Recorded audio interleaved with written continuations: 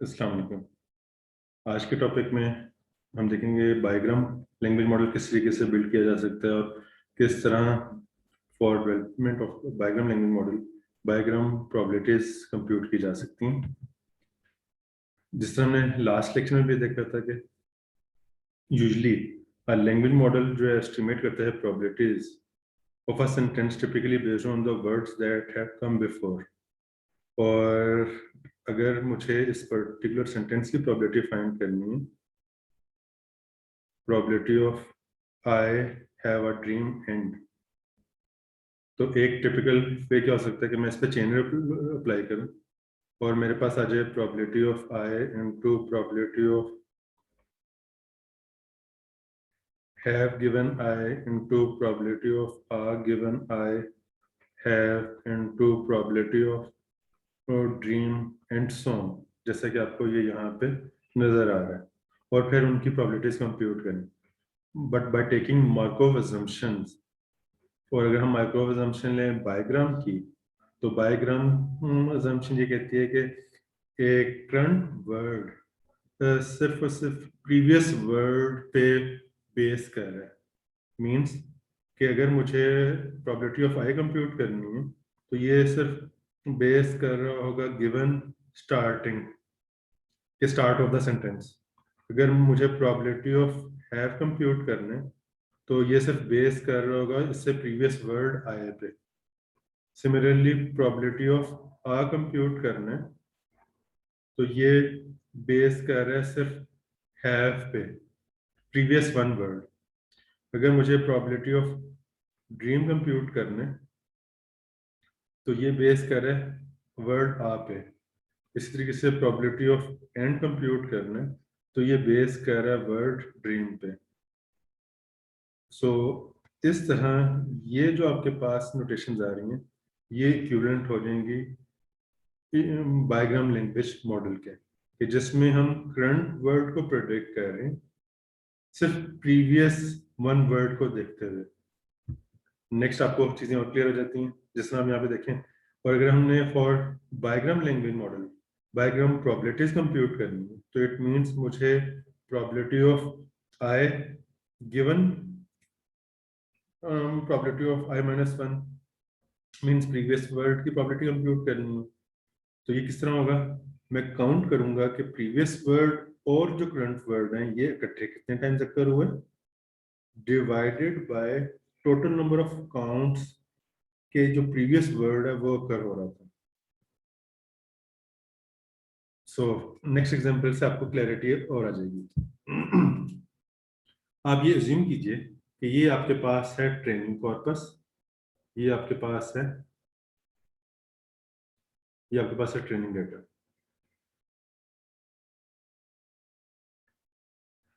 अब क्योंकि हमने बायोग्राम प्रोबेबिलिटीज कंप्यूट करनी है तो ये जो टैग है ये टैग रिप्रेजेंट कर रहा है एंड ऑफ सेंटेंस को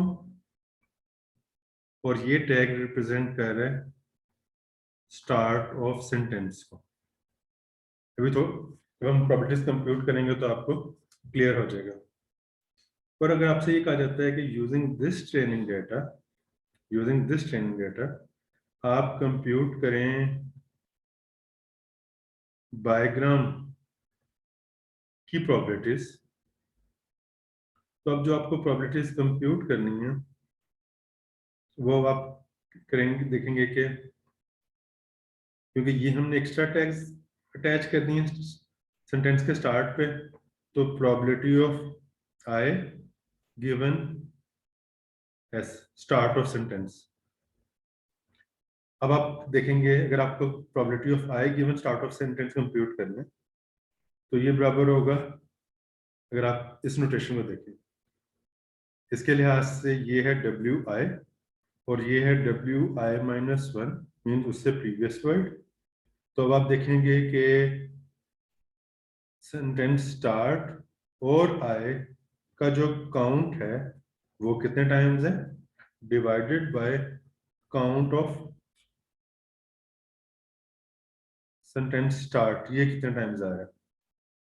और अगर आप यहाँ पे कंप्यूट करें तो आपको आइडिया हो जाएगा कि एस और आई इधर आ रहा है, इस पर्टिकुलर सेंटेंस में आ रहा है 2 ओवर काउंट ऑफ एस, यानी स्टार्ट ऑफ सेंटेंस कितने टाइम्स आ रहा है 3। तो इस तरह आपके पास probability of I given S 2 over 3 आ रही। नेक्स्ट, अब आपको प्रोबेबिलिटी कंप्यूट करनी है probability of M given I की। सो अब इसमें आपके पास ये डब्ल्यू आई आ रहा है, ये डब्ल्यू आई माइनस 1 है। आप देखेंगे काउंट ऑफ आई एम कितने टाइम्स आ रहे हैं divided by count of I. So I am कितने टाइम्स आ रहा है, आई एम आ रहा है 1 टाइम, 2 टाइम, राइट 2, और आई कितने टाइम्स आ रहा है 3। तो इसकी भी प्रोबेबिलिटी आ गई, bigram probability that is 2/3। Next, अब अगर हमने कंप्यूट करना है probability of Sam given am, तो आप देखेंगे कि काउंट ऑफ एम और सेम कितने टाइम्स आ रहे हैं divided by count of am. अब एम सेम कितने टाइम्स आ रहे हैं, ये 1 टाइम सिर्फ, और एम कितने टाइम्स आ रहे हैं 1 और 2 times. So it means 1 over 2 इसकी प्रोबेबिलिटी आ गई। सो इसी तरीके से हम इसकी जो प्रोबेबिलिटीज, बायोग्राम प्रोबेबिलिटीज कंप्यूट करते जाएंगे। सो यहाँ पे देखिए कि probability of I given S compute हो गई, probability of Sam given start की प्रोबेबिलिटी अगर आप कंप्यूट करें, सेम स्टार्ट में कितने टाइम्स आ रहा है 1 में, स्टार्ट का काउंट कितने टाइम्स है 1 ओवर 3, और इस तरीके से हम तमाम के तमाम बायोग्राम्स की प्रोबेबिलिटीज को कंप्यूट कर सकते हैं। अब आपके माइंड में क्वेश्चन ये आ रहा होगा कि इसका कोई सिंपलेस्ट वे है कि हमें कैसे ट्रैक, तो कैसे पता चलेगा कि किस किस वर्ड की किस तरह हमने प्रोबेबिलिटीज कंप्यूट करनी है। बिल्कुल है, एक सिंपल वे क्या है कि आप term to term matrix build कर लें। टर्म टू टर्म मैट्रिक्स, आप सबसे पहले फाइंड करें कि यूनिक टर्म्स कितनी आ रही, और अभी हम स्टार्ट ऑफ द सेंटेंस और एंड ऑफ द सेंटेंस इसको भी यूनिक टर्म कंसिडर कर लेते हैं। तो आपके पास आ रहा है S I am Sam do not and so on. इसी तरीके से आपके पास यही टर्म्स, क्योंकि हम term to term matrix build कर रहे हैं, तो S I am Sam do not, ये इस तरीके से आपके पास एक मैट्रिक आ गया।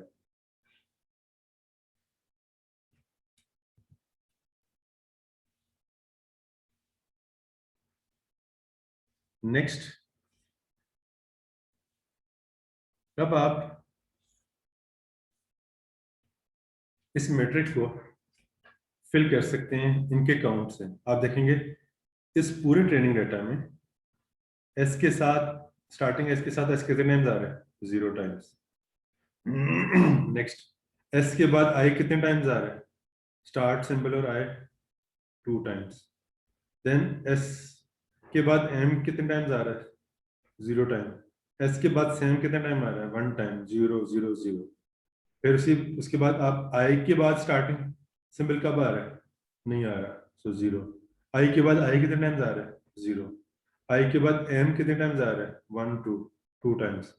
सो इस तरह आपने इसको फिल करते गए और आपके पास टर्म टू टर्म मैट्रिक्स आ गया। अब इसमें जो आपके पास नंबर्स आ रहे हैं ये इंडिकेट कर रहा है इस पार्ट को कि कौन से दो वर्ड्स इकट्ठे कितने टाइम्स आए, कौन से वर्ड्स इकट्ठे कितने टाइम्स आए।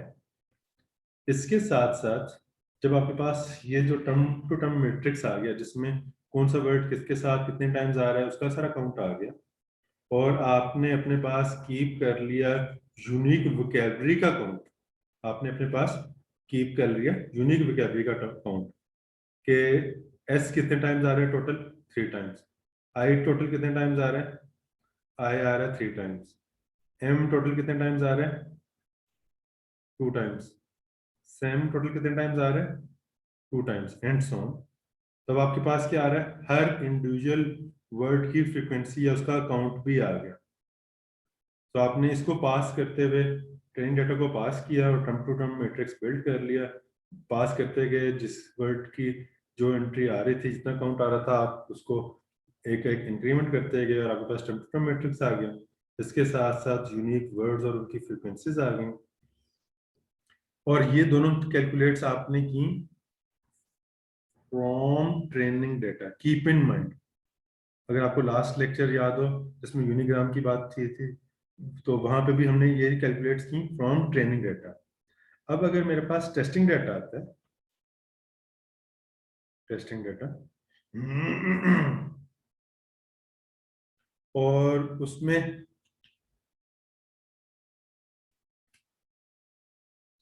आपके पास वर्ड आते हैं, सिर्फ एग्जांपल के तौर पे कि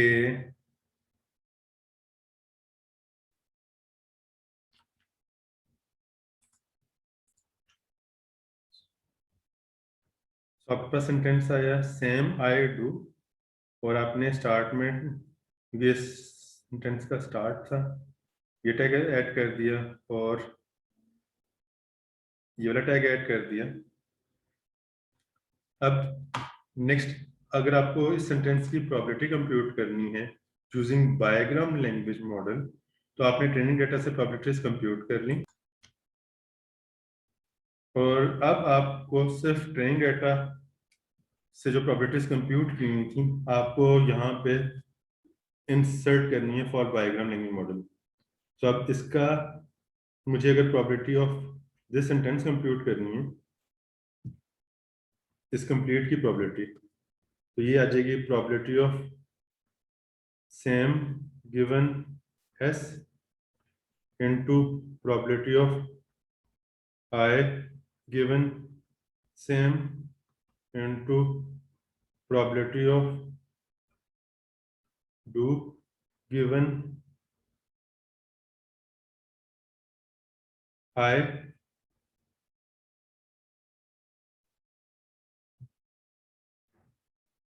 और एंड सो ऑन। नेक्स्ट, अब आप देखेंगे कि probability of Sam given S, तो सेम गिवन एस की प्रोबेबिलिटी आपने यहाँ पे कंप्यूट की होगी किस तरह कि सेम के बाद सो स्टार्ट सिंबल के बाद सेम कितने टाइम्स आ रहा है, स्टार्ट सिंबल के बाद सेम 1 टाइम आ रहा है और नेक्स्ट आप इसको डिवाइड कर देंगे स्टार्ट के काउंट से 3, तो इस तरह अब आपके पास आ जाएगा 1/3। सो इट मीन्स के अब आपको जब टेस्टिंग डेटा पे प्रोबेबिलिटीज कंप्यूट करनी है तो ये सारी की सारी प्रोबेबिलिटीज इन वर्ड्स की किसी न किसी जगह पे आपको पहले कंप्यूट करके रखनी है। लेकिन अभी तक आपने क्या काम किया, आपने सिर्फ term to term matrix build कर लिया, आपने ये वाला टेबल बिल्ड कर लिया और अभी तक आपने एक्चुअल प्रोबेबिलिटीज कंप्यूट नहीं की। नेक्स्ट टास्क आप क्या कर सकते हैं, आप अगेन इस मैट्रिक का रेप्लिका क्रिएट करें और उसमें हर वर्ड किस दूसरे वर्ड के साथ आ रहा है और उसकी क्या प्रोबेबिलिटी है वो वाली इंफॉर्मेशन वहां पे स्टोर कर लें। तो अब आपके पास यहाँ पे प्रोबेबिलिटीज आ जाएंगी फॉर बायोग्राम और उनका स्ट्रक्चर कुछ इस तरीके से होगा S I am do not and so on, S I am not do and so on और यहाँ पे आप इन काउंट्स को ए एस के बाद आई कितने टाइम्स आ रहे हैं इसको लें दैट इज 2 और डिवाइड कर दें एस के टोटल से तो आपके पास यहाँ पे उसकी प्रोबेबिलिटी आ गई। फिर इसी तरीके से इस काउंट लें, इसको डिवाइड कर दें एस से, तो इसकी प्रोबेबिलिटी आ गई। इसका काउंट लें और इसको डिवाइड कर दें एस के टोटल से, इसकी प्रोबेबिलिटी आ गई। इसी तरीके से आपके पास आई के बाद एम कितने टाइम्स आ रहा है, तो आपने आई और एम का काउंट लिया, डिवाइड कर दिया आई के काउंट से, एंड सो ऑन। और इवेंचुअली अब आपके पास यहाँ पे प्रोबेबिलिटी का एक मैट्रिक्स आ गया।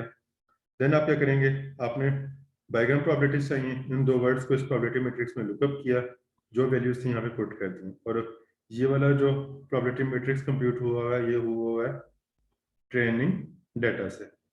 और जब जस्ट आपने यहाँ पे प्रोबेबिलिटीज कंप्यूट करते गए और आपके पास टेस्टिंग सेंटेंस की प्रोबेबिलिटी आ गई। एक दफ़ा इसको दोबारा समराइज कर दूँ कि आपने क्या काम किया, ट्रेनिंग डाटा को यूज़ करते हुए term to term matrix build किया, कौन सा वर्ड किसके साथ आ रहा था उनके आपने यहाँ पे काउंट मेंटेन कर लिए। इसके साथ साथ यूनिक वर्ड्स और उनकी जो फ्रिक्वेंसी है आपने उसको भी मेंटेन कर लिया। देन अब आपने इन दोनों इन्फॉर्मेशन को यूज़ करते हुए प्रोबेबिलिटी का एक मैट्रिक्स बिल्ड कर लिया, और उसमें आपने, क्योंकि ये जो नोटेशन है ये रिप्रेजेंट कर रही है एस के बाद आई कितने टाइम्स आए, सो ये नोटेशन रिप्रेजेंट कर रही है एस के बाद आई कितने टाइम्स आए, means probability of I given S, S आ चुका है। और जब हमने ये कंप्यूट करना है तो हमें काउंट ऑफ आई एस और आई चाहिए divided by count of S चाहिए। तो इस वजह से ये वाला काउंट रिप्रेजेंट कर रहा है काउंट ऑफ एस आई, और एस के काउंट जो कि आपके पास यहाँ पे शो है उससे डिवाइड करते जाएंगे तो ऑटोमेटिकली आपके पास प्रोबेबिलिटीज कंप्यूट होती जाएंगी।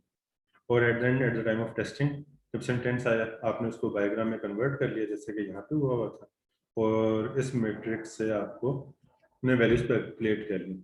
यहाँ पे आपको एक प्रॉब्लम नजर आएगी कि अगर आपके पास टेस्टिंग सेंटेंसेस में ऐसा पार्ट आ जाता है लाइक डू और एंड ऑफ सेंटेंस जो नहीं आ रहा टेस्टिंग डाटा में, तो यहाँ पे तो उसकी प्रोबेबिलिटी जीरो पड़ी होंगी, तो वो पूरे के पूरे सेंटेंस को तो प्रोबेबिलिटी असाइन जीरो कर दे। तो इस इशू को डील करने के लिए अलग से टेक्निक्स हैं, दैट इज स्मूथिंग, उसको हम बाद में डिस्कस करते हैं। नेक्स्ट मूव करते हैं।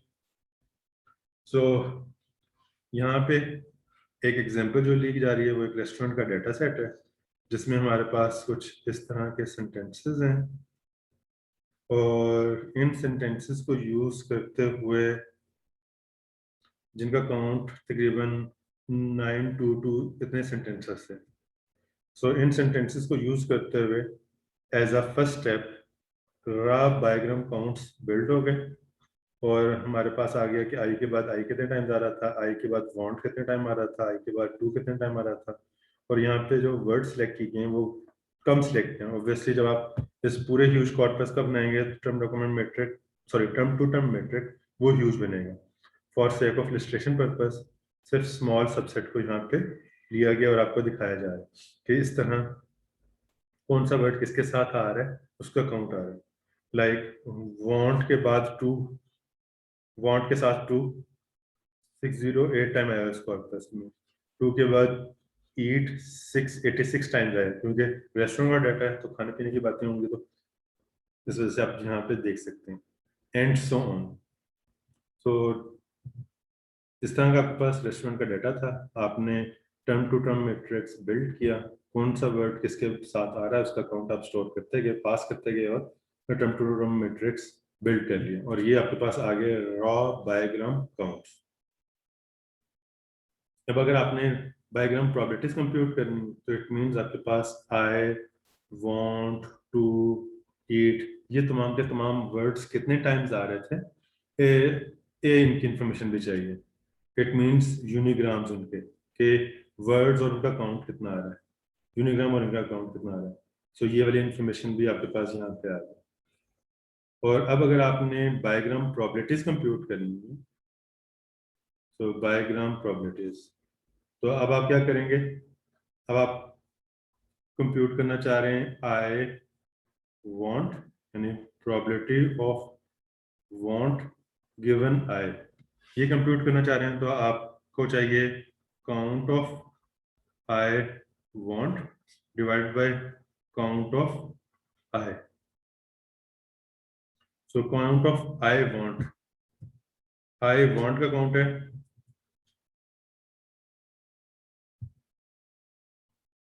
827, डिवाइड बाय काउंट ऑफ आई है, दैट इज 2533। आप इसको डिवाइड करेंगे तो आपके पास ये वाली प्रोबेबिलिटी आ जाएगी। सिमिलरली आप मूव करते जाएंगे तो आपके पास ये वाली प्रोबेबिलिटीज का मैट्रिक्स कंप्यूट होके आ जाएगा।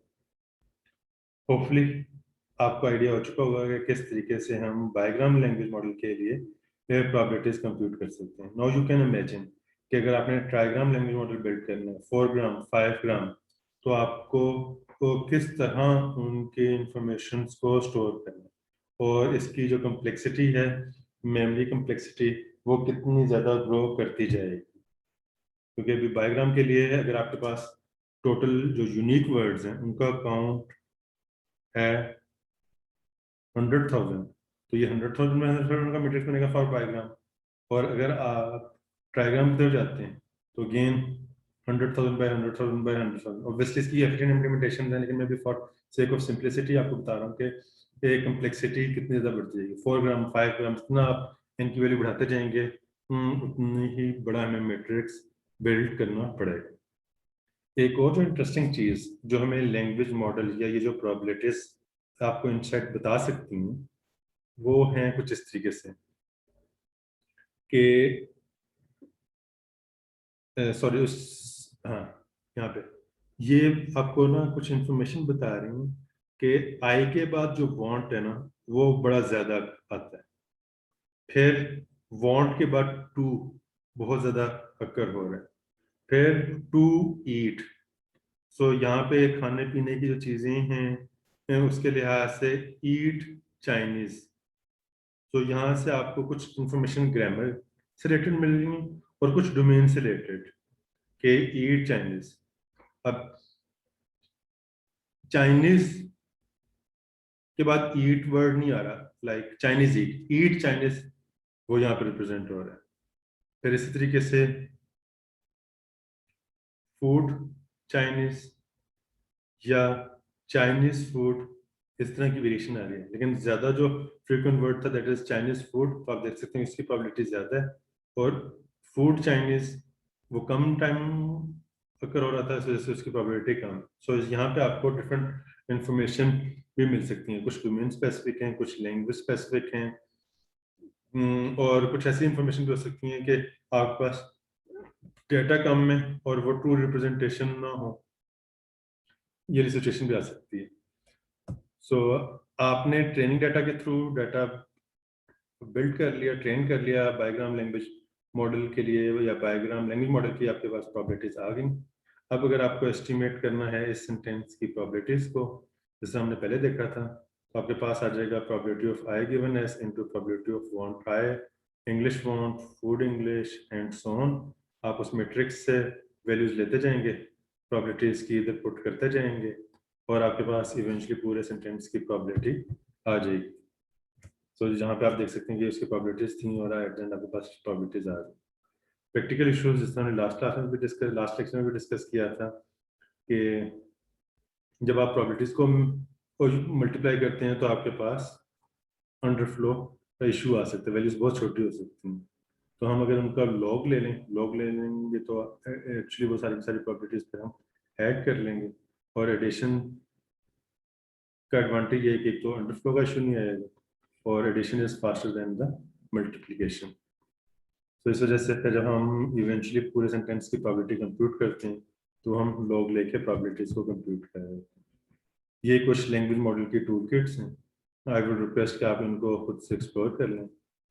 सिमिलरली गूगल ने कुछ 2006 में अपने एनग्राम रिलीज किए थे, आप अंडरस्टैंडिंग के लिए उसको देख सकते हैं, जो कि डिफरेंट ऑर्गेनाइजेशन ने इसको डिफरेंट टास्क परफॉर्म करने के लिए यूज़ किया। ये आपके पास डिफरेंट उसकी एग्जांपल्स हैं। इस तरह गूगल ने अपने बुक्स के एनग्राम भी रिलीज किए हैं। यहाँ तक कोई क्वेश्चन हो, कोई कंफ्यूजन हो तो आप पूछ सकते हैं। Thank you, Allah.